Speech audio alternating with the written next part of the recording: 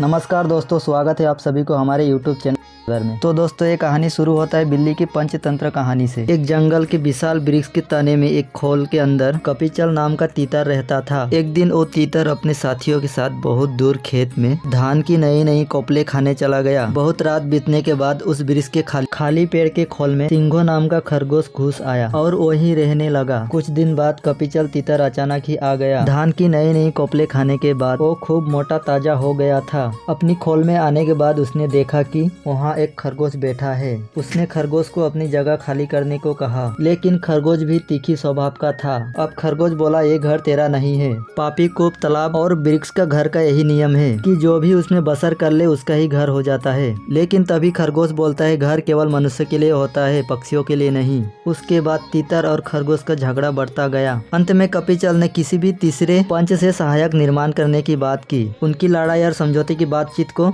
एक जंगली बिल्ली सुन रहा था। उस बिल्ली ने सोचा, मैं ही पंच बन जाऊं तो कितना अच्छा है, दोनों को मारकर खाने का अवसर मिल जाएगा। ये सोचकर हाथ में माला लेकर सूर्य की ओर मुंह कर नदी के किनारे कुशासन बिछाकर वो आंख मूंद कर बैठ गई और धर्म का उपदेश करने लगी। उसकी धर्म उपदेश को सुनकर खरगोश ने कहा, ये देखो, कोई तपस्वी बैठा है, इसी को पंच बनाकर पूछ ले। तीतर बिल्ली को देखकर डर गया और दूर से बोला, मुनिवर, तुम हमारे झगड़े को निपटारा कर दो। जिसका पक्ष धर्म विरोध होगा उसे तुम खा लेना। ये सुनकर बिल्ली ने आंख खोली और कहा, राम राम, ऐसा ना कहो।